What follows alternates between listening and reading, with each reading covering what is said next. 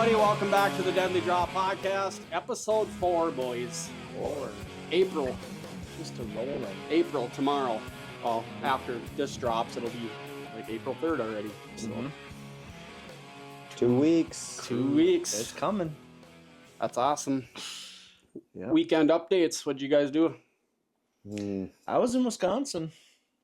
Did some more deer season prep work. Cut out, I think total now I'm up to like 13 trees now that are brand new for next year. Or this year, I should say. So, went around. Was looking for some sheds too. Zero luck. Still haven't found any yet. Don't feel bad I didn't get out. But yeah, no, it was just a lot of, we went over, what was it, Friday morning, hung out all Friday, walked around, I think we put on 5 miles, and then went out Saturday, and she dropped, she was getting pretty cool too, and then we did another 5 miles, so, and then Sunday was just, Nobody out of the group found. Your old man didn't find any? Was your uncle out there? Yep, he came He didn't Saturday. find any either? Yep, he Usually didn't them find guys have a hard time not stepping on one when they get out of the truck. Exactly, yeah, no, he didn't even find any, so yeah, no, out of all of us, nobody found anything, and then, yeah. And it's all public, right? So who knows if... Could have even walked by some. Just didn't even see them, you know. Never know. They're hard to find, man. Yeah, because it's pretty thick in spots. So, like I said, Jesse down in Missouri, he just about stepped on that one when we were, and we've stood there and talked for like 10 minutes, and then 2 steps forward in that CRP, and there it is. Yeah. Unless you got a food source they've been hanging in all fall or spring. Right. Yeah. Some of them guys, man, you watch and they walk out and they're picking up 40 sheds. It's like, get real. Come on. Well, actually, this isn't Iowa Day. So. My old man did find one, not in Wisconsin though. One over at the house there. He found one in the field when he was poisoning gophers. So it was one of them 10 points that we had on camera frequently. Really? Quite oftenly. So yeah. How far from where we were? Not that far. Really? Probably 50 yards. So we should have just kicked If we walked the field, we would have found it. But yeah, we just cut the back little section of it just to walk over and look around in the pines. How long ago did you walk it though? Not that long, last week. Well, it was like this. Was it like the same day or like the next day or something after you and I were out there? Right. Yeah, it was that afternoon. So yeah. And we even talked about it when we were out there too. It was like, man, we should walk some of these rye fields a little bit, while we're here, and we never did. Nope. Sure shit. Right there. And it was literally, 10 yards from the party cuts the yard. It was right there. So it wasn't very far. Probably up hitting that magical bird feeder. Probably. In the middle of the night. Could have been sniffing around, seeing what was going on. But yeah, no, and then Sunday we just kind of hung out and unpacked, and we got back around 3, so kind of did all that stuff and did some editing on some videos, so. The fun stuff. The fun stuff, yep. I don't like it. Get used to it, buddy. Yeah. It's not, I mean, sometimes it's fun. It's keeps your brain going, but after a while it gets monotonous, boy. I got to get a blue screen protector for this thing because the brightness on your eyes. There would be, and I'll even dim it down, but there will be some times where I'm pounding away on this thing for 4 or 5 hours, and man, my eyes get fatigued, I get headaches and stuff, so it's got to be like blue light fatigue, I would assume, but I don't know. Yeah, I thought that was a joke, but apparently that is a thing. It is a thing. Oh yeah. Talk to a lot of people that just, work on a computer all day long for their jobs or whatever, and if they don't have something or either blue blocker glasses or whatever on, they'll might get ways on them. Yeah. How about you? We started remodeling, so cutting cabinets apart and replacing. Yeah. We're not replacing the cabinets yet, but we did some rearranging, cut and whack, and Tetrised them over here and ripped all the linoleum out. Yeah. Honeydew, huh? Yeah. It's got to get done. Brutal. 2 trips to Brainerd. Mm-hmm. That was fun. You'll have that. Yep. But all in all, it went good. Getting done what we want to get done. So cool. A little bit at a time. Hopefully this weekend all the linoleum should be down, at least in the kitchen and dining room. And it's a lot of work. It is. It's a lot of work. It's nice when it's done, though. It is. Gosh, it will be. And she's happy, so that's good. There you go. But, I see you brought the old split 2, huh? yep. Got this guy here from last year. So that'll be one that I had him all through this year until mid-February. And he had a... And you figured he was 3.5 there, right? I figured he's 3.5 here. He didn't, I mean, he got a little wider, he got a little taller, he grew another one here. So, but other than that, he just gained some mass and one other little kicker here. Nice. And you found that in the spring of 23, right? Nope, last 24 last year. So this was 23's deer rack. Yep. 24 he grew a little bigger. So just like we thought, he'd be 5.5 this fall then. I'm thinking he should be 5.5. Nice. So That'll be cool. Yeah. I just gotta stick around.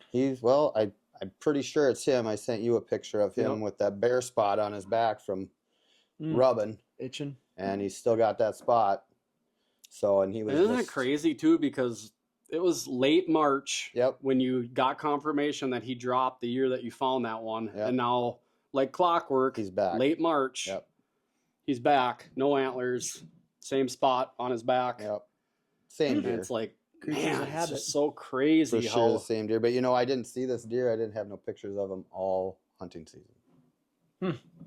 he knows the game hiding spot. Yeah, he knows the game. I don't know, but as long as nobody else gets him, Yeah, right. I mean, more power to him, I guess, too. But it's kind of cool. I've never really had that. I've had, you think it might be the same deer, or is it or isn't it kind of thing. But this one for sure, I've been able to. Yeah, I mean, with his follow markings him, and then, right. with character like that. Yep. I mean, because last year when you got pictures of him, he has that same kicker or split or whatever off of that G2 on that side. And it just, this year it kind of dropped. It dropped down a little further before it come up, and then he's got another one coming up here. So that's awesome. Cool. Yeah. Man, what are you going to do if he blows up this year? I'm gonna shoot him. I'm gonna shoot. Yeah, hopefully. That's the plan, That's right? the plan. Yeah. But there's a couple other ones in there too that if they come through first, I'm not gonna hold back. Yeah. I mean, they're 140-inch deer or better too. So I mean, And that's tough to pass up. That's kind of, obviously the kind of the topic of discussion today is, age class, and we don't have manageable tracks, right? I mean, we can do what we can do to, obviously, if you shoot them, there's a 0% chance they're going to live. They're done. But, with small properties, it's just so hard to Mhm. you can think all you want that you're going to go out and give this deer 5 years and everything Well, else. I'm only, and same with you guys, right? That's only a 60-acre chunk. Mhm. I'm surrounded by a lot of good other properties, and they do, they manage as well. So, I mean, there's that. So I got good neighbors. That helps a lot. That's a huge piece of the puzzle. I mean, because you have the ones directly south and then even across the road. Yep. You guys are all kind of their on the part same too, page. yep. So, obviously youngsters or first timers, it's kind of anything open, is right? game. Obviously, you're not gonna. I would never do that never did to my kids anyway. I don't expect anybody else to either. So right. Yeah, no, that's it. Obviously, we want to focus 3.5 and older, and if you do, I think this is like the kind of the first case where I had a deer on one of the permission pieces that was back 2 years in a row that I could identify them, but again, like you say, it's just so when they're just a main 10 or a main 8, it's so hard to identify what deer is what. But and at the same time though, it's like in the positions that we're in, obviously it'd be nice to let them go at 3.5 and 4.5 if the potential is there. But when for a fact that the neighbor's waiting right around the corner to put a hole in them, it's a pretty tough decision to make. But it comes down to the hunt that day too, right? For me anyway, it might only be a 3.5, and boy, if he gets you going, gets you pumped up, and it's it might just happen. It all depends on that too, for me anyway. And obviously being avid venison eaters. I mean, we eat venison at least once a week here. So my daughters like it. My wife likes it. So it's 3 deer a year. I bet you we go through by the time you do your sausage and, lunch meat and stuff like that. So does are definitely a big factor in the book for me. I mean, I obviously try not to shoot a little buck if need be or whatever, but I guess late coming season, down to the if you need to fill a meat, tag, I mean, to the meat but decision. I'm gonna take one of these little guys over a perfect little 8-point. I guess if you got to shoot one, I'd shoot one of those, and it could blow up into anything anyway. Who knows, right? But if I got 2 1/2 standing there and one's an 8 and one's a spike, I'm gonna shoot the spike and give the 8 the walk. All right. Try and let the better genetics go anyway. But it's so, I don't know, it's like the reality, the hopes and dreams of. That's what every year is all good about, though. It's the new hopes and the new dreams and the new season, right? So something your goal, right? Right. Your goal is always to get a bigger Mature one than what deer, you shot, or equal, or But Yep. You got to start somewhere too, right? You're not gonna first go out there haven't shot anything and go for something that's over 150, right? You got to start, make your way up. Start, at something that gets you going, like you said, and then just try to better yourself every year. I've seen my progression throughout my hunting life, right? My hunting career, and your goals get set higher for yourself, right? So, but in the same sense, in the area that we're in, they're out there, but your expectations, I mean, if you just wait for that 170, right? Yeah. You may never shoot one again, right, around, where we're at. So, yeah, but I don't know. You could be waiting your whole life. Well, you could potentially. Some people don't even shoot a deer over 150 inches, so, and they hunt their whole even lives. a good 130, 140, I'm probably gonna stick that deer, right? Until maybe I get bored with that, and then I do wait. You do wait, and you might wait 3-4 years before you. I'm gonna take one this year, So it all depends. Right. Yeah, and the youth season, is what, mid-October. Yeah, something like that.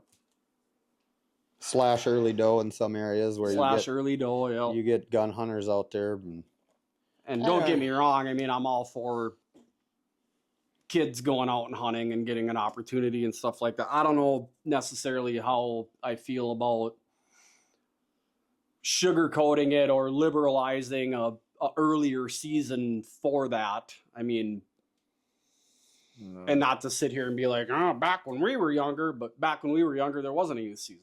Right? Well, we didn't have deer, though. We didn't have the deer population that we do now. I mean, when I started gun hunting at 13 or whatever, 12 and 13, if you saw a deer, the kids under 16 got an automatic doe tag. Nobody else did. You had to apply for a doe tag. Yeah. And you only got to shoot one deer. Yeah. So if you saw a deer, you were shooting it because you might not see another one. Yeah. I mean, at least where we're at there. But now since 2000 and after, it really, your really zone has blew up. been.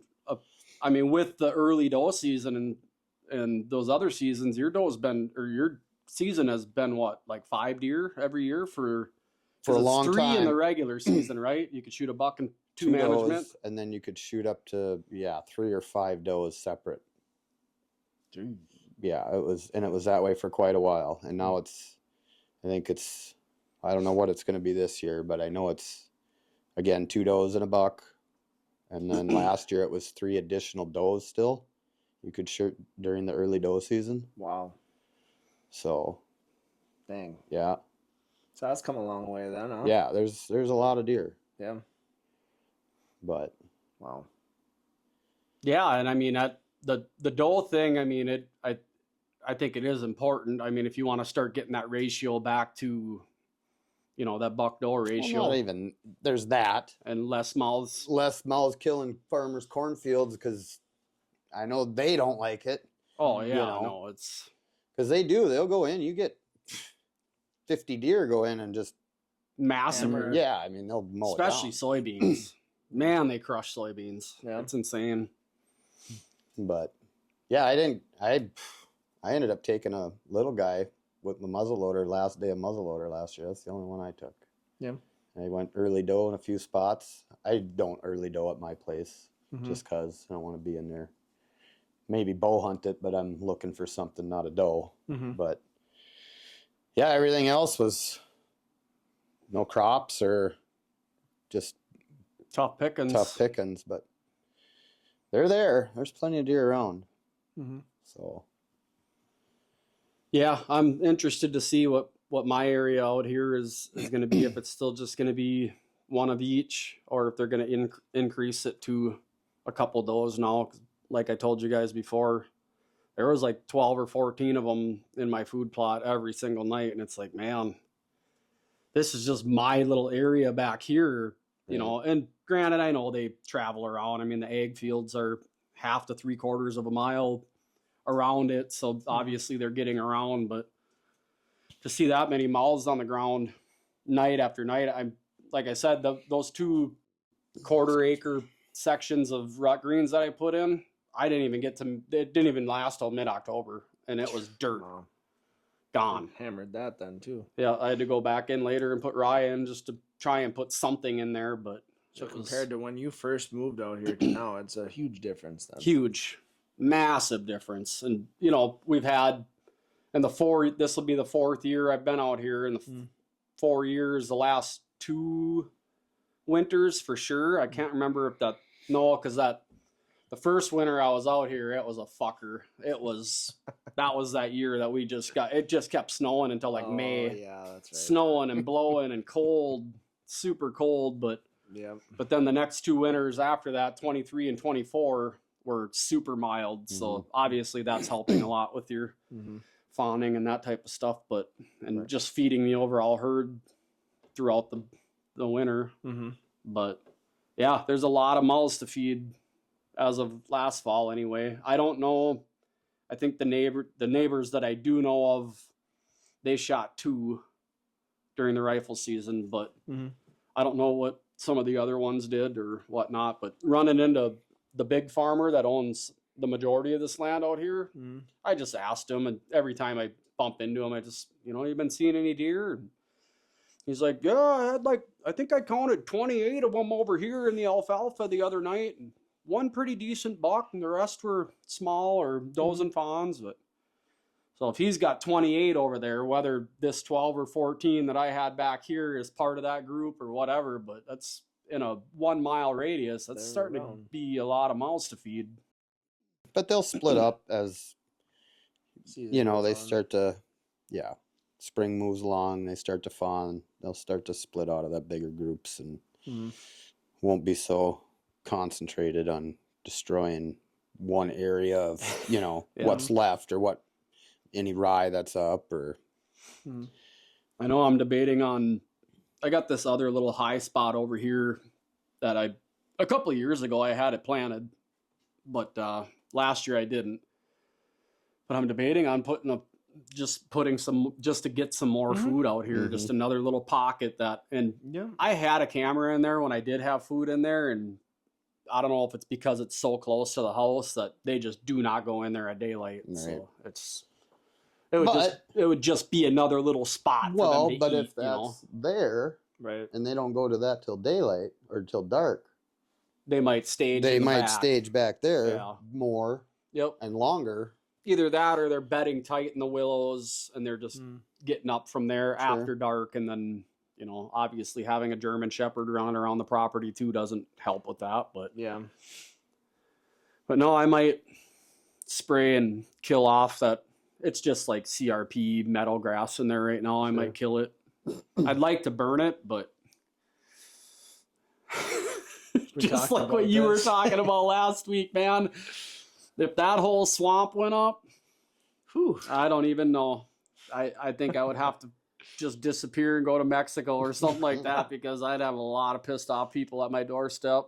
Yeah, you don't want that. Biggest one being the DNR, just because it's all wetland and cattails and stuff like that. But that's all going to grow back. I mean, honestly, I was watching some guys doing some burn stuff, and they were burning through pine trees. And so it made me think more about...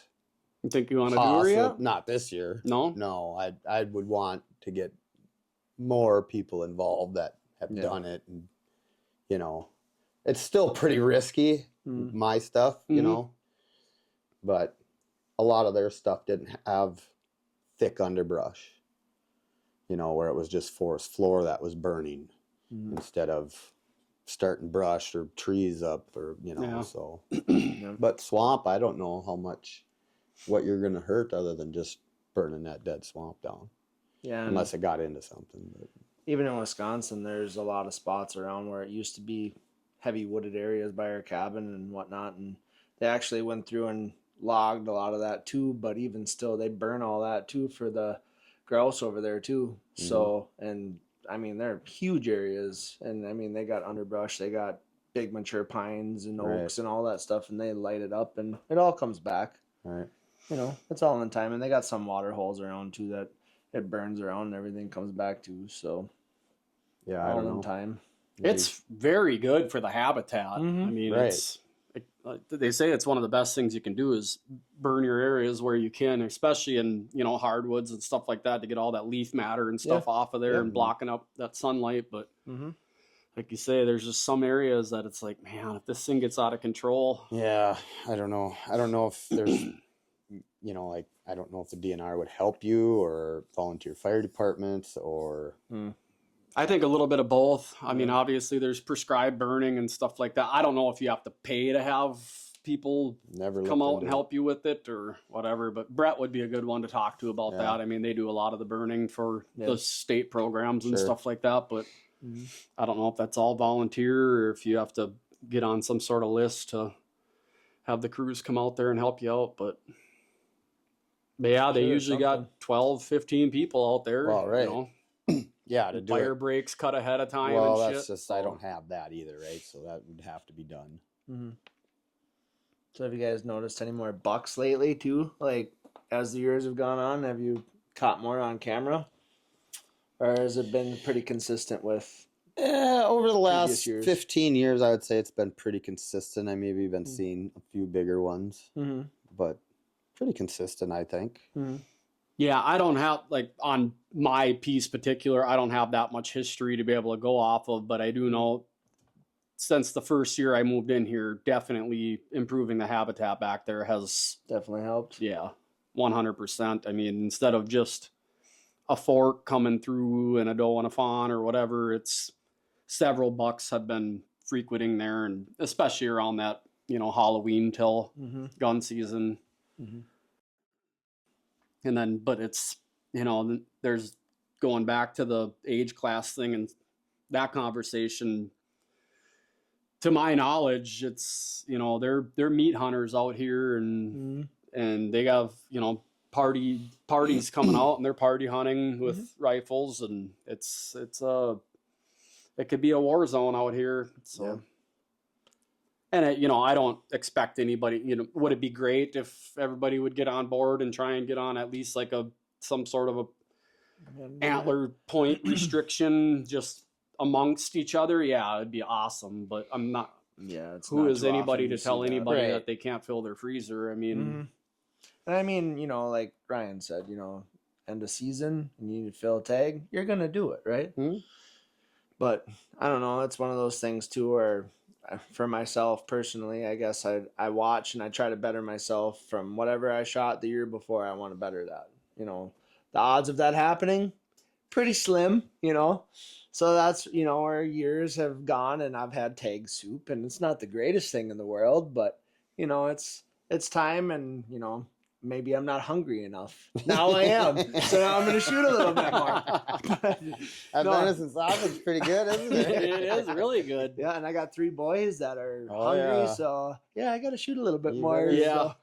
Pretty soon they're all playing football and coming home and destroying your kitchen every night after school. It's venison's going to come in handy. Yes, it will. So yeah, no, I mean, it is nice to be able to, you know, better than what you got the year before and, get those trophies. But I mean, I guess to go back to what we were talking about, if it gets you going and it does, in that moment, like, okay, I'm not letting him walk. Well, then you're going to go for it. Right. So, because you only look at those antlers for just, and then it's like, okay, concentrate. It's either you're going to go for it or you're not. Right. Mm-hmm.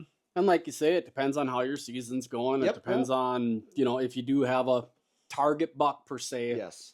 My example from last year, I got pictures of a really, really nice one, and it was like, oh man, all focus. Like, here it is. This is the deer I'm going after. He got pretty frequent in October, but as you know, that spot getting in there, it's like a one. You better pick that perfect day, and you better get in there, because getting in and out of food and all these other obstacles against you, needing usually an easterly wind and all of that.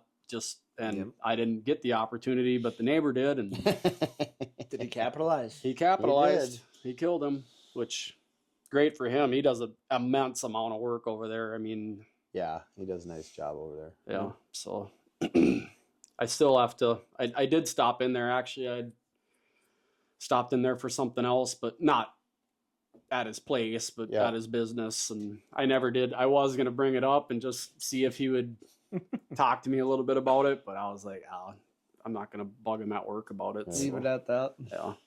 But it would be cool to get my hands on it at least and just see it. Just see how big he was. But I know that was that big one that I was chasing back in 20 or 21. And that thing was a giant. Yeah, I think I told you about that one, that one that we nicknamed Bullwinkle. Yeah. Was that the neighbor? Did the neighbor get a hold of that one too? Yeah. It got shot during rifle season, and bummer, right? Everybody was bummed. Yeah. He was really bummed, right? He was sick, and it is what it is. It's hunting, right? That's part of the sport, yeah. But then it got found a couple weeks after gun season, and was able to. The other neighbor found it, and I was able to stop in and get your hands on Put my hands on it. it. You could fit inside that thing. Yeah, it was pretty big. That thing had a cage on it, man. Yeah. Dang. Something like that, 72, 73 or something. I think that's a nice one there. And that deer lived on Ryan's. Living on my place. All he had so many pictures of that deer, like velvet. Yeah, I mean, it was home. Dang. Yeah. So I was just crawling out of my skin for him. I'm like, man, you need to get in there. Buck of a lifetime. It is. Yeah, I'll show you. Anybody that gets an opportunity at a deer that goes over 170, I don't care what kind of farm you have. If you shoot a deer over 170, it's pretty tough to top that. Yeah. And then on your own place, no less. Yeah, it was like mid-July. And I wanted to move a stand, just get it out of there, right? Mm-hmm. So it was during COVID crap, so I was home from work because I had a cough and I couldn't go to work. So I'm like, well, I got to do something. So I'm like, I'm going to go pull this stand down. And I literally halfway up the stand, and from here to the fence, 60 yards, he just stands up in the tall grass. And I'm like, I get goosebumps just thinking about it for real. And it's like, so I pull up my phone and I just took a quick, best I could with a phone from that far, right? Mm-hmm. Yeah, you can tell it was him. Oh, man. Yep. And he just stood up and just walked away in the grass. In velvet, so he looks like he's about 240 inches. Massive. Yeah, it was something. But there's more. There'll be more. Yep. You can't dwell on that stuff, as much as you're bummed out and whatever. But I mean, to be proud too. Oh yeah, I mean, absolutely. Genetically, some people, that there's very low odds of a deer of that caliber being in a giant chunk of any ground. Right. You know what I mean? Yeah. I mean, well, and you got to think, like I said, we got good neighbors that practice that stuff. Yep. But then we got almost 2,000 acres of state land just across the road.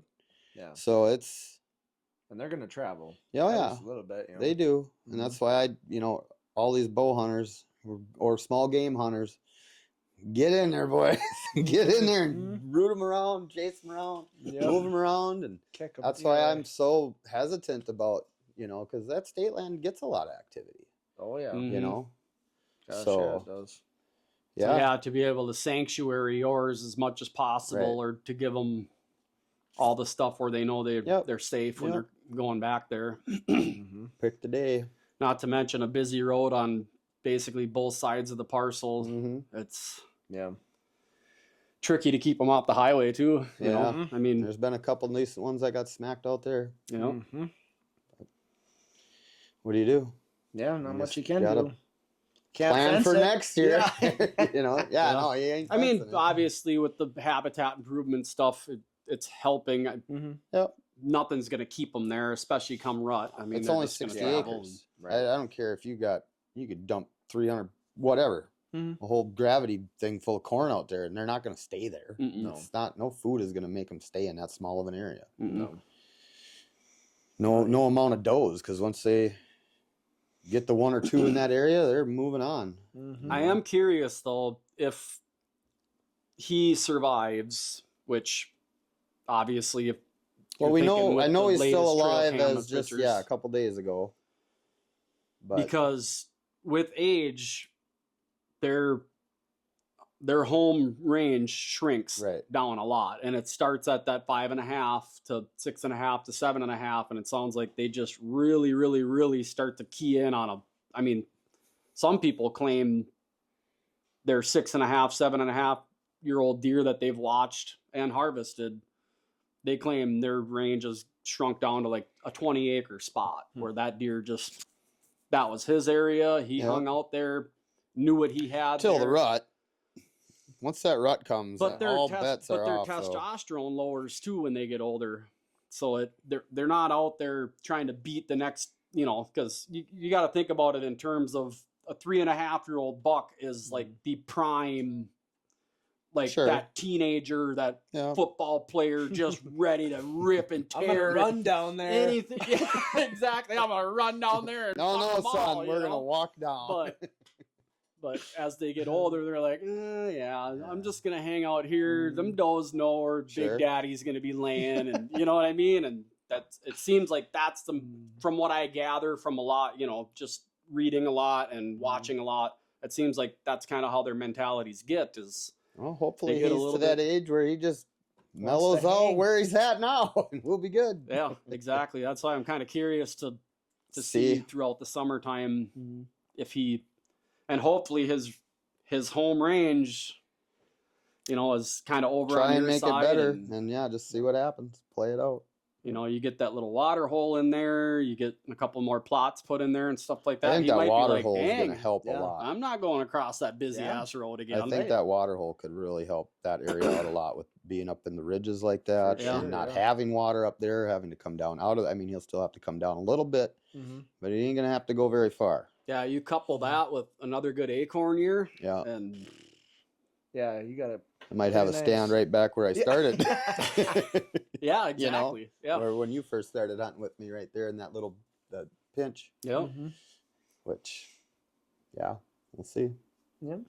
Yeah, I'm curious to see by adding that water source and stuff like that. I'm assuming you'll probably hang a camera up there just to see kind of how they're reacting to it and if they're hitting it. I want to do that right away though.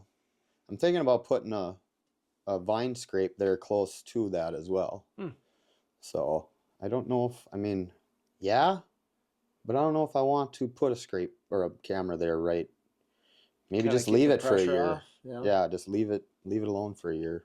I mean, you'll know what's in there. I'll know what's in there. Will you though? Oh yeah. I don't know. Oh, that'll be fine. Are you sure about that?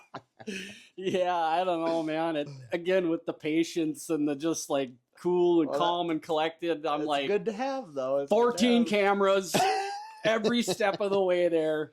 No, because I don't know. Even cell cameras where you're not going in and touching them as much as you used to with the pulling chips, right? Yep.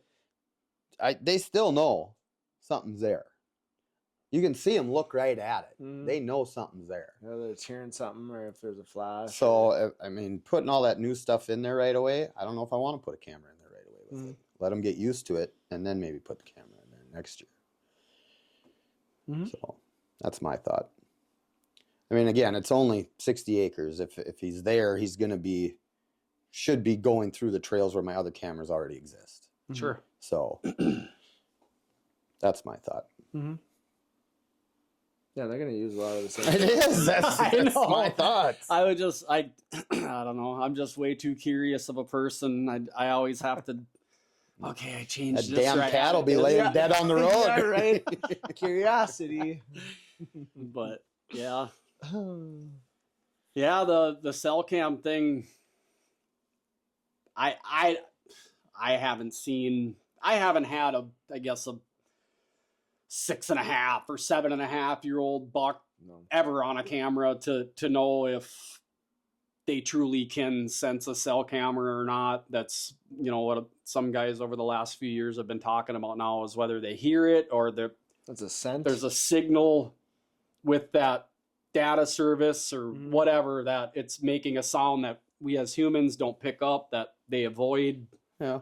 But because some guys will swear that when they still just put the chip cameras out, if they camo them up good enough in the tree, and obviously are careful with their same scent. thing they're saying about that, the forward-facing sonar stuff with the fish. The fish, it's a larger transducer that's pulsating or whatever it's doing, right? And them you can hear. Yeah. Right. I mean, So even with my regular hummingbird, you can see the fish, but they transducers. don't want to come in as often as if you were just using a regular flasher. So similarities there, maybe. Putting out a could very well frequency. be, Yeah. I mean, as we evolve and as technology evolves, you would think any other species that is around it will evolve to it as well. I mean, Get used to it. Yeah, right? if they're around it a lot, I'd imagine so.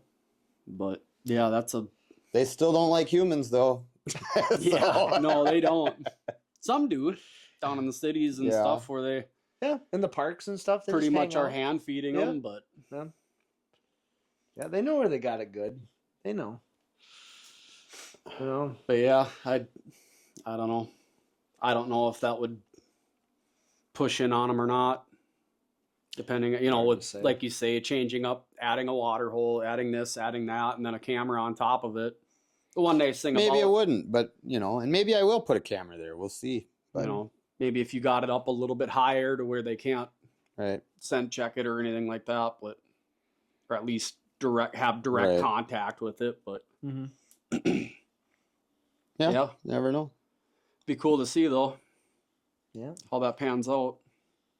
Yeah, it won't be long. I think I'm going to see if I can go stick a shovel out there, see if that frost is out there. It should be pretty soon if it isn't by now. Yeah. Like I said, it's dark and dingy in that area. It's doesn't get no sun really. So it might That be ground cold for a stays while. hard for a while, man. Yeah. I know when I was waiting to do this tree project out here last year. Because you were right in the sun there in spots too, and it was still harder than a rock, wasn't it? Yep. Yeah. Out in a wide open field, though. I mean, in some canopy, I don't know if the frost will be as bad or not, but No. Hard to say. Mm-hmm. I know all the frost in my yard's out. Yeah. Has been for a while. and then yeah, you're gonna. I mean, off your ridge system there, obviously with the runoff, I would think that would maybe help too. Good. I know it was holding Moisture water the runoff. last time I was out there and looked at it. It was. Yeah, so I didn't figure it was thawed out yet. Yeah. Yeah. But yeah, that'll be a project coming up soon. So go cut some vine and make a scrape.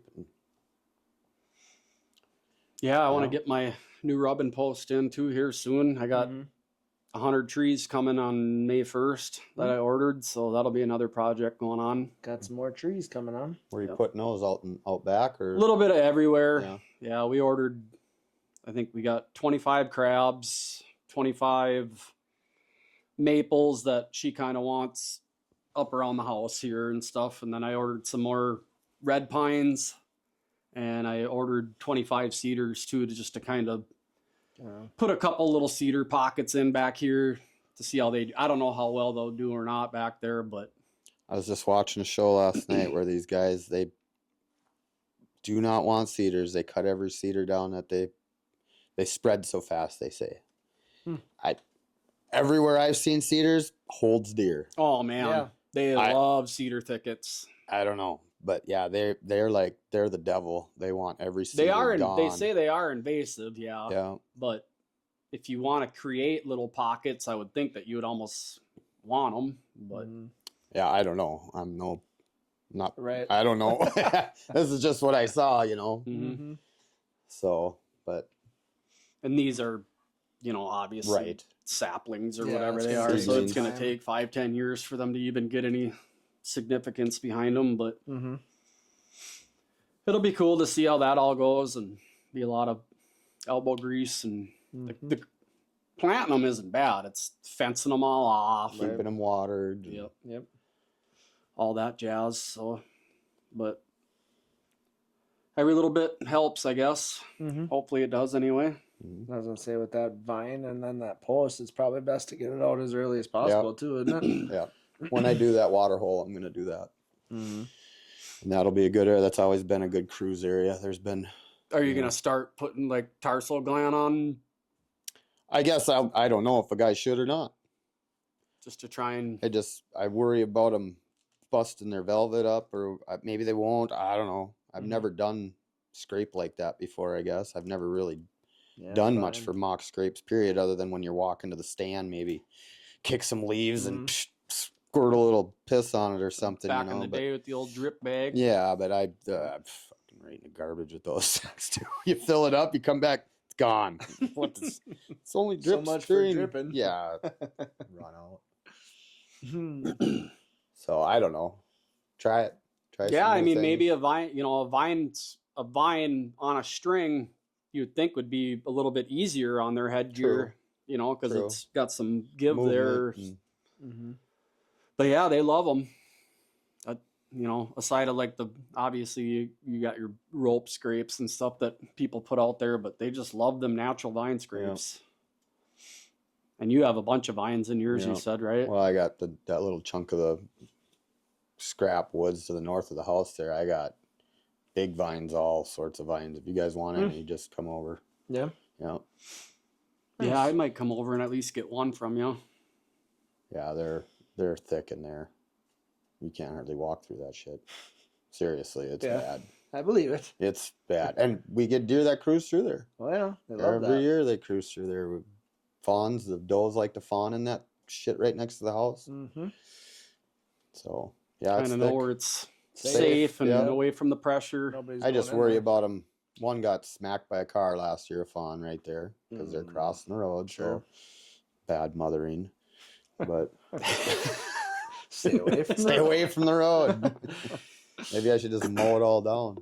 Yeah, you can't save them all. That's the unfortunate part of it. No, you can't. So talking about does, do you guys have a preference when season opens up? Do you take a doe right away? If she's blowing at me, I am. Yeah, she blows, she goes. If she's blowing, she's getting smacked. Or is it something, like even during the rut, are you taking a doe then? Are No, you letting them on go? my place, I don't shoot does unless I don't get that many, So I typically don't shoot a doe off my place. I will, and I have. I shouldn't say I don't and I won't, but I tend not to,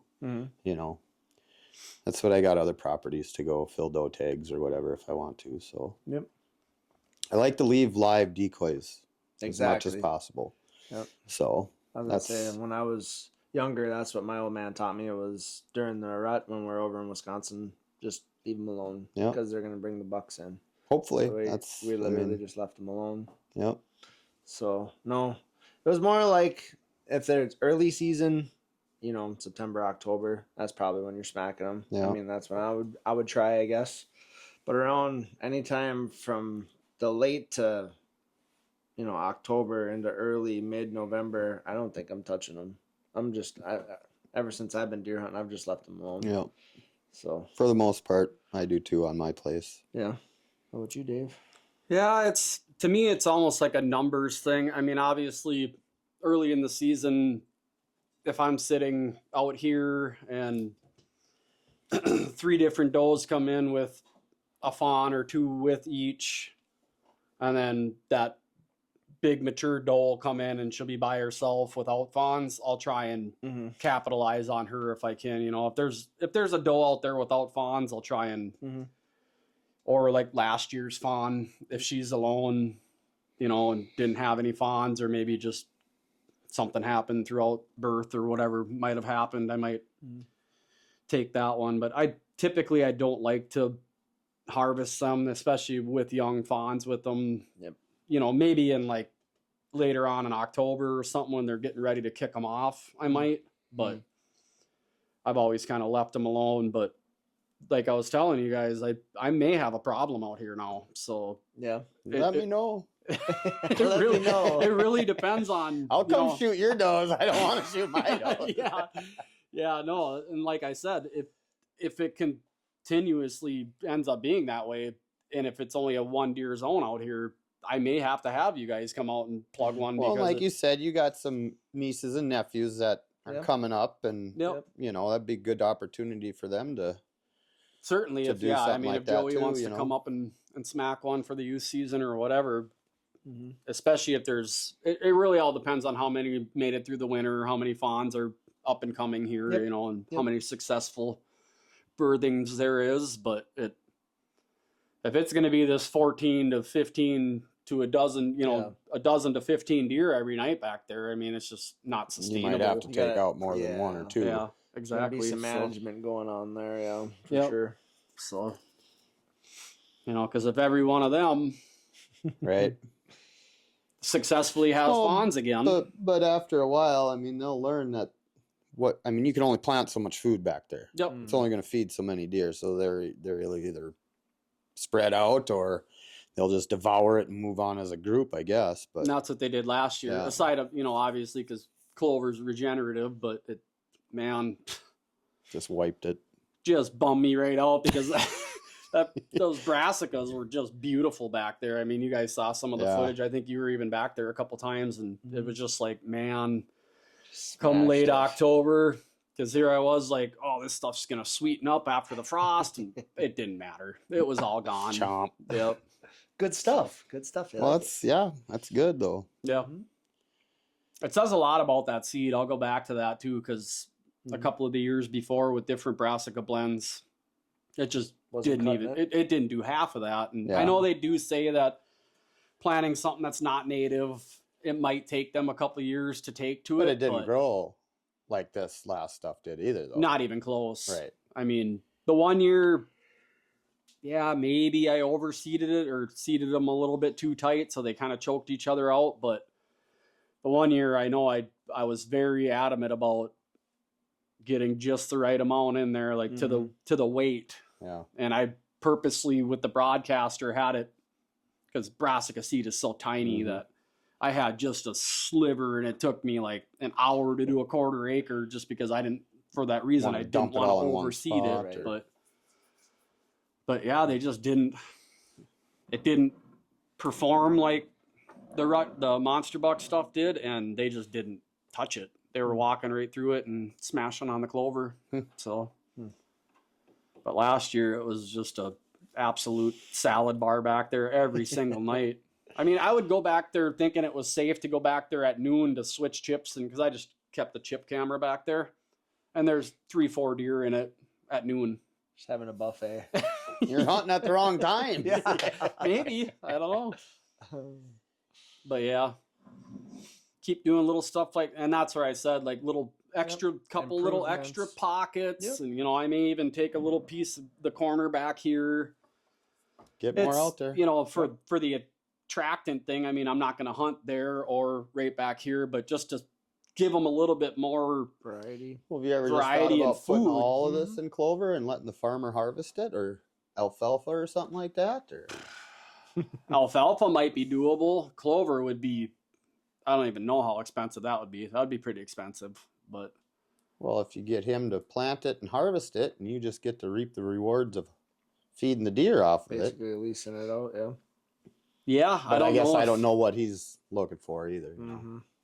Yeah, I mean, he just takes the regular hay off of it right now. I don't know if clover would be of any interest to him or not. I know he does do his own little section of alfalfa across the swamp there, but I don't know if that's kind of like his plot over there, if it's really so much for him to take the bales off of or not. It's just a small couple acres, but and he does the same. He does a 3-acre little corn plot. He plows in through the middle of it and stuff. So yeah, he's got a little plot back there too, then. Huh? Yep, that's good.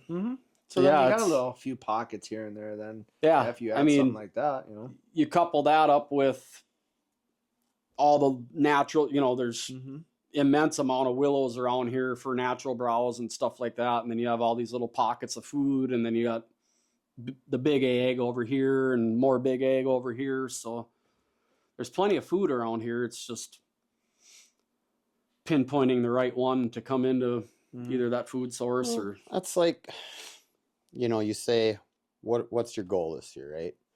Well, we'll look at our pictures, and this guy might be gone or he might not be around or whatever. So you go, okay, I'm going to one of these, right?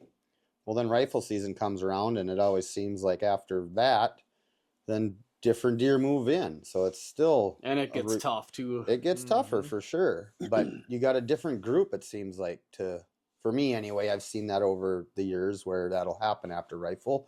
Some of the bigger ones might get popped, and then a few other ones move in. Move in, yep, or just the neighbors' ones that they were, still mature deer, but they're like, I'm getting the hell out of here. I'm going to go over here. So there's plenty of deer over there that circle and move and back and forth. So it's hard. It's just you go into it with hopes and intentions, right? I mean, but especially now. You got to sometimes just roll the dice too, and whatever comes through, it's, like you said, we don't got a big parcel of property to go, well, we let this one go for the last 4 years, or so it's always a roll the dice game on whatever comes by might just get smacked, depending on how you feel that day. Right. And it is, I mean, that's hunting. That really is, that's hunting, especially if you eliminate all your trail cameras and you'd go sit in the stand. Then where would your expectations be, right? A lot different. Yeah. So I agree with that. I mean, you're still going in there thinking, what you're going after, a little bit better than what you got last year or whatever. I mean, that's the kind of the mindset you got, I guess. But there's a sense of freedom in that optimism too. Yeah. Of not knowing what's in there. Right. It gives you that hope. Sure. It gives you that false hope that can be a fucker sometimes, man, because it'll keep you hunting areas that there's just not a buck in there that you think exists. But because you've had pictures of it, how do you know he didn't walk across the road and get shot the next day, and you've been hunting him for 2 weeks, or hold out on a 140 buck? Yeah. But I don't know. I mean, it all depends on how you feel that day and what walks in front of you. You can't make them walk in front of you. So you just never know, right? And that's why you go out there, because like when we go over there, we never use cameras. I think the first time I used the camera was last year, just to see. I was curious. Over on public? Yeah, over on public, just to see. I was curious, and I didn't see a whole lot. I mean, I saw one nice one.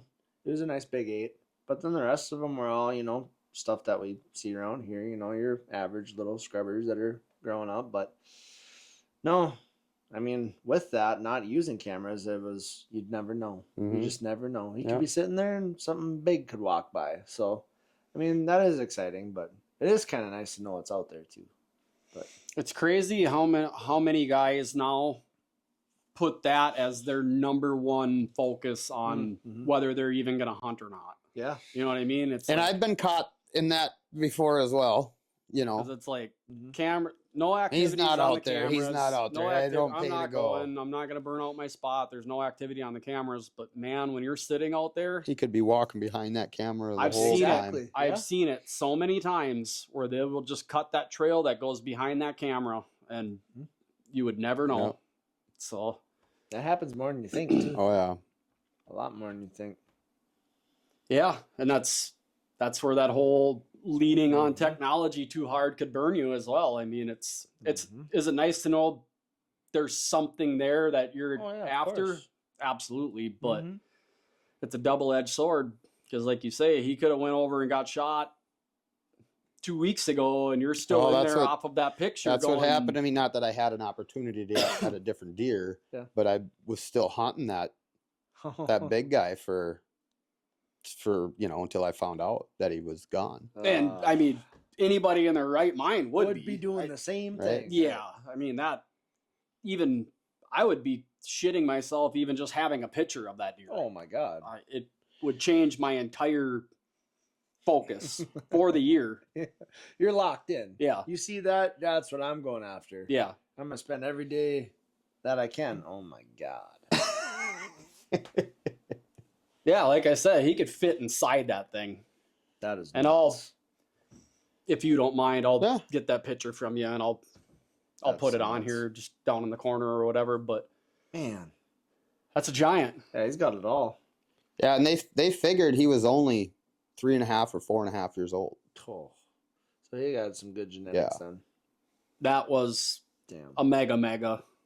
That deer gets to full potential, and that might have been his full potential. You never know, but nobody will ever know. Right. That's nuts.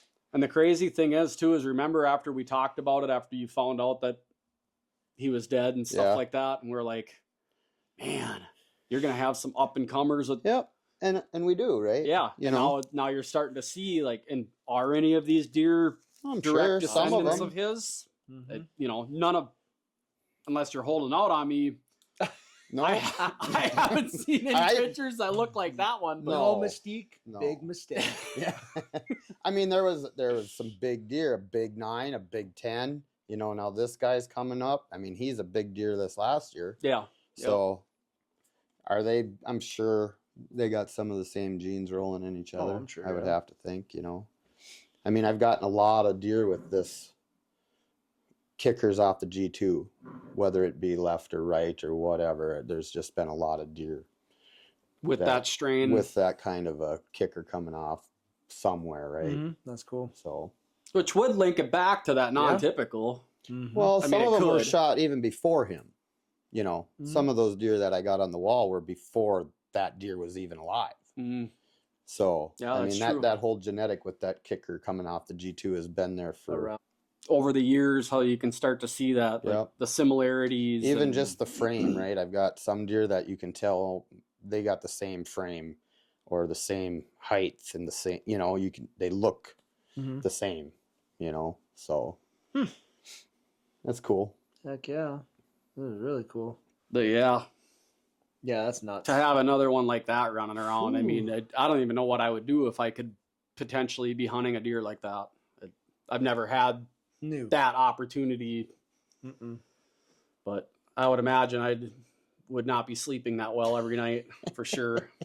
Itching to get it back out in that stand as soon as possible. Yeah. And that, could ultimately push that deer off of that property. Well could, I don't know if I'm built for it. I don't know if I have the patience for it, honestly.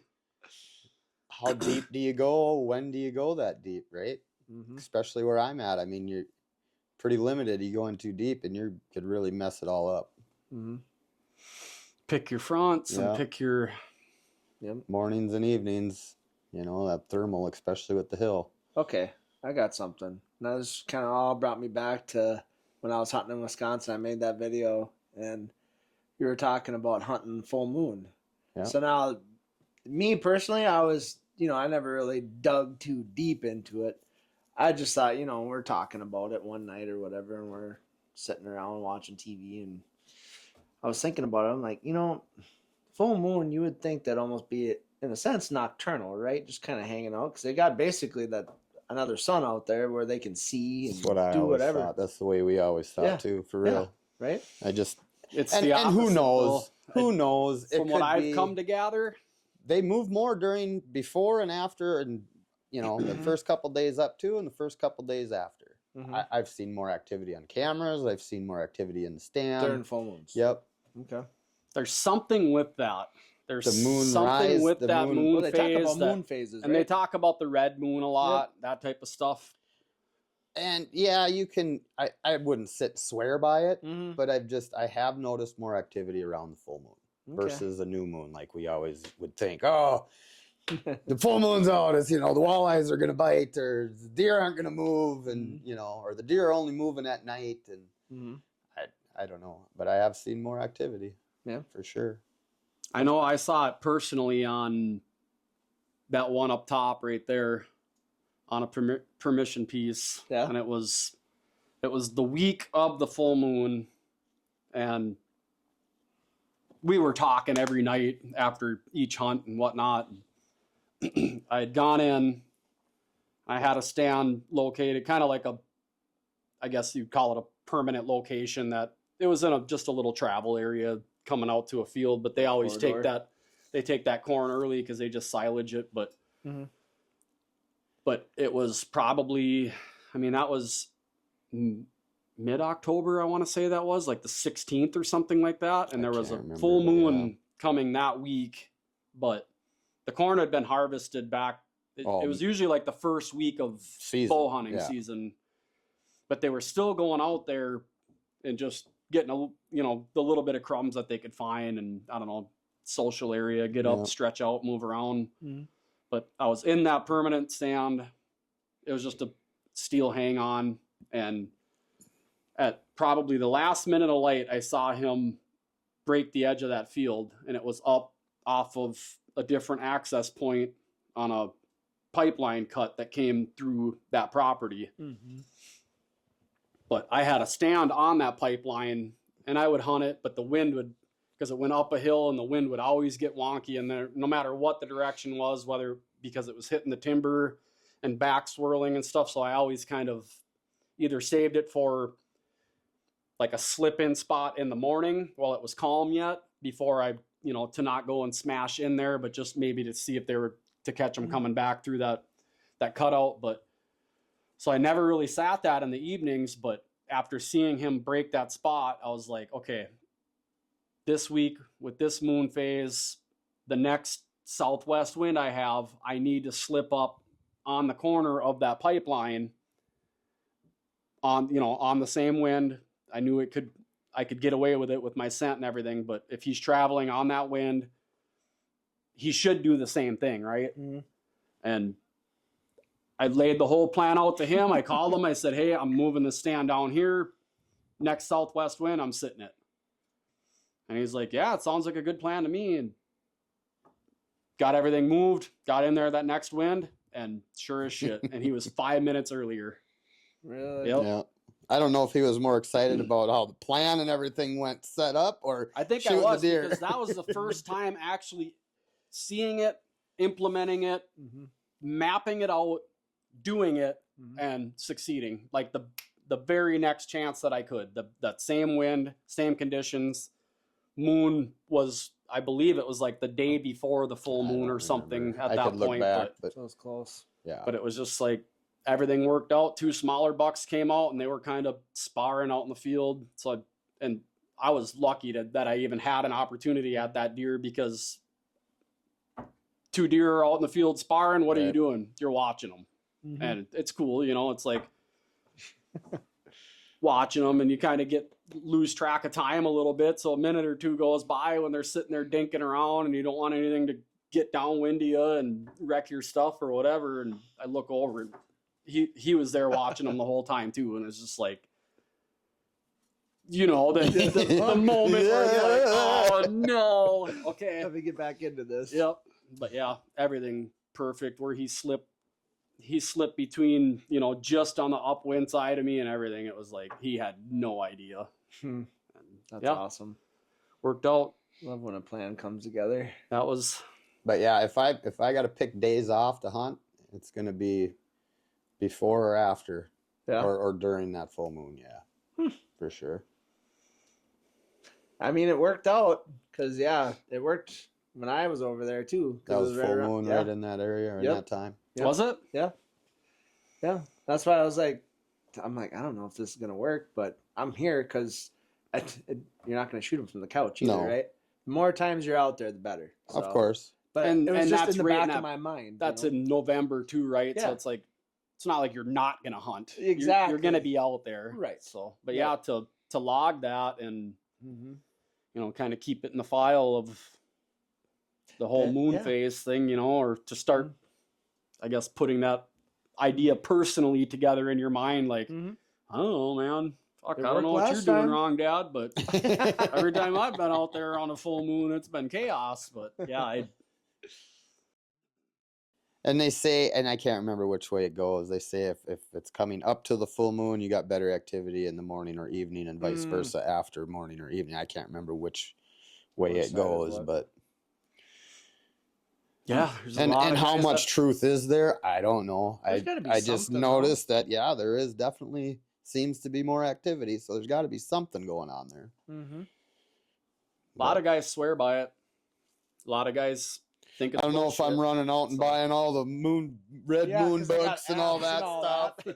You know, but and with all of that stuff comes, I'm not going to call it gimmetry, but there's, you know, if they can put a tag on it, they're going to and sell it. And, but and some stuff it's meaningful. Other stuff, I think it all comes down to like personal stuff, kind of like what we talked about with our stories and everything. It's just, you know, tracking that log and having that in the back of your mind for, you know, history when you're going through the seasons and stuff like that. Like, oh, I remember I had a similar situation just like this. See what happens. Yeah, because you could get in an area where the deer are pressured daily, where they're going to act completely different than, right? You know, if you're either back in a little honey hole that not a lot of people know about, or if you have a tract of land where you're in the center of 1,000 acres where you know that, you know, Jimmy Two Beams is coming out at 6 o'clock and whatever. But yeah, even some of them big tracks, guys have a hard time keeping them on them even. Yeah. It's just like they're some deer are just roamers. And I was going to say too, like, rain, you know, some people say hunting when it's drizzly or misty. Man, it's a good time to do it too. I hate sitting in I won't sit in a downpour. I'm not doing it. Unless I won't either. In a nice box blind or something like that. But I've shot a lot of deer in the mist and the drizzly rain, and it's just been good for me. I don't know. Opposite for me. Sucks sitting in it, but yes, it does. But it has, you know, and I don't know if it's the pine trees for whatever reason they seem to go to that more. If they can get out of the rain more, if it's quiet when it's windy too, you know. Yeah, for some reason, and it's just something that I picked up on the last couple of years. But you know, those mornings where that fog is just hanging. I mean, like that dense. Can't hardly see. If you got a red light on your headlamp, you can hardly see like a foot in front of you. I don't know if that. Obviously, you would think with humidity, because humidity, I guess, broadcasts scent more, or like keeps that scent hanging. And I don't know if that's why, but it seems like every time I've gone out on those real dense, foggy mornings that it's just like cut through it with a knife. Yeah. I don't see deer. You know, I'm gonna say I don't think I have either. And I've hunted on quite a few mornings like that, and I don't think I've seen anything either. Yeah, I haven't had real good luck in thick fog.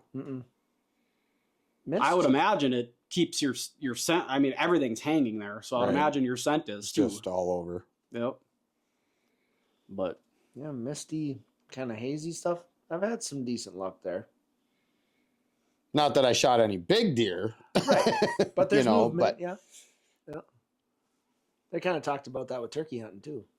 To either if you're gonna sit out there during the rain or not. And a blind. You're fine. You ain't getting wet. Right? Yeah, it doesn't really seem to. I mean, a downpour, I think, kind of holds them up maybe in the timber. But I hunted plenty of, even last spring, plenty of rainy days, and they didn't seem to act any different. I mean, obviously they're fanning their wings out more and stuff like that, but they business as usual. It seemed like we had some that were tucked up against the pine trees or stuffing their heads in the pine trees while it was raining and just trying to stay out of it and stuff like that. Yeah. I'm like, well, hey, that's a good spot to hang out, I guess. But Yeah, and then when I get to Misty or whatever, then went back out into the fields and just kind of hung out. And so yeah, I would say, you know, during that kind of time, I would think it'd be pretty good. But Any birds? I haven't seen none. No. Mm-mm. There's finally a few out here now. Only one tom yeah. though. Only one tom I've only been seeing, but I might start hitting the call here next week in the morning before yeah, work. for start sure, talking it's to 'em a time. little bit. I was gonna say on the way here, just down the road, big old Tom was making his way across the road. That's the one I've been seeing. Yeah. He's a beard dragger, man. That thing's dragging in the dirt. There was another one too, a little farther down too. A tom? Yeah, Just Really? today when you come closer out? into town. Yeah, Huh. yeah. He wanted to meet the front of the truck, and I'm Oh, like, that yeah, close, yeah. huh? I'm like, no, let's not do that. Well, I'll tell you what. Last week when I was out here and I went home and we were talking about how the deer were going to be moving, the Yes. deer were Yes, moving. Really? I saw Oh, my- 12 of them on the way Oh. home. Right here, right around the corner. That was the first spot. And I know no BS over 50 deer, and I had to stop for 2 of them. Mm-hmm. Dang. Yeah, they were on They were fire. moving. 47 was just, Crazy, huh? it was bad. A lot of action. Yeah. Well, that's good. It's good to see. It's good to know that the herd's staying strong, hopefully. Mm-hmm. I believe so. Just thin them out enough so they don't get sick. Lots more fawns too coming this year. I would imagine the winter wasn't too hard Oh, on them, yeah. so Should have been really good. Yeah, another good year. So should be some more growth there, I'd imagine. Yeah, I hope that snow doesn't mess with my rye seed there.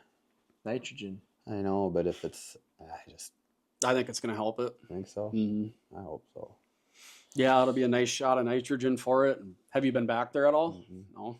I would imagine you planted that a couple weeks ago. Broadcasted it. 16th, 2 weeks ago. Mm-hmm. I would imagine it's popping already then. You think so? Yeah. It's as cold as it's been still though. Rye is I resilient, man. know, but I'll have to maybe swing back there after. Well, I mean, guess it'll have to be a week before the snow all melts again. But Yeah, another 4 to 6 inches potentially here. Yeah, it changed because I just saw 4 inches now. So what were they saying before? Like 5 to 10 or too something much. like that? Yeah. way too much. Stupid amounts. Yeah, Yeah. It'll be heart attack snow too. Yep. Wet, heavy stuff. I ain't doing it. No, it's going to melt, right? I am not shoveling. No, I ain't even getting tractor out to plow. Huh? No, Yeah, you just rip your driveway and Yeah, everything out. everything's now. soft. Yeah. Just pack it down. Mm-hmm. All-wheel drives. Yep. It'll all melt. It will. Knee-high boots for the next week. Yeah, right. Well, we were supposed to get 5 to 8, and we got a dusting. Exactly. So. Yeah. Believe it when Hopefully you that's see it. all it is. Again, Right. Yeah. But- Yeah, well, I was going to say, we never really got to hear what your weekend was like. We kind of just bought between ourselves and then we took off from there. mine was, I don't know, pretty uneventful, I guess. Friday, after work, or I left split around lunchtime, and I went and knocked on that door of the Mecca of turkey hunting, and he wasn't home, so still kind of waiting on that answer, but didn't see any birds that day, which I kind of thought was weird because normally you drive in there and it's like a theatrical game park. You got to stop on a gravel road because there's velociraptors running everywhere. deer and turkeys running everywhere, but didn't see any birds, didn't see any deer. Didn't get to meet up with the landowner, so that's a triple bummer. Mm-hmm. Did get permission on one of the other pieces that I bow hunt on to turkey hunt, so there is an out for that. I mean, at least, And that's a good spot too. a couple miles from that area, so Mhm. not too terribly bad there. I'm looking forward to that and grateful for that opportunity. And then, For sure. chasing a 5-year-old around, there's not a whole lot really. Yeah, And then Saturday we celebrated for my mom's birthday, and we went to an event that her sister had at their business, and so that ate up Saturday. And then Sunday was just crappy weather, and hung out in the house. And Yep. Took care of the inside stuff. Yep. yep, there will be, and if anybody does tune back into this weekly, they may have noticed a new intro song, Mm. a custom intro song. Mm. custom? Done by the one and only Oh, Travis Allen. Oh, is that right? Yep. right Him on. and I were kind of talking back and forth, and I was like, man, if you get some time, could you write us a Cool. nasty steel guitar, you know, slide riff type, you know, like outlaw type theme Sure. intro? And he's like, hell yeah, I'd love to. And Cool. he already sent me the file and everything, so That's Sweet. awesome. it'll be on this episode. So. Thanks, bro. That's Yeah. awesome. So if any of you guys are looking for any custom music to put on video clips or any advertisements or anything like that, reach out to us and I will get you Travis's contact. He's more than happy to do some work with you. So That's cool. That's awesome. yeah, that being said, I think we'll wrap this one up. Catch Right up with on. everybody next week, 1 week closer to turkey season. Sounds good. Let's go. Appreciate you guys watching. Big shout out and thank you to Monster Buck Food Plot Seed, Dialed Archery, and Spartan Forge Mapping. See you guys on the next one.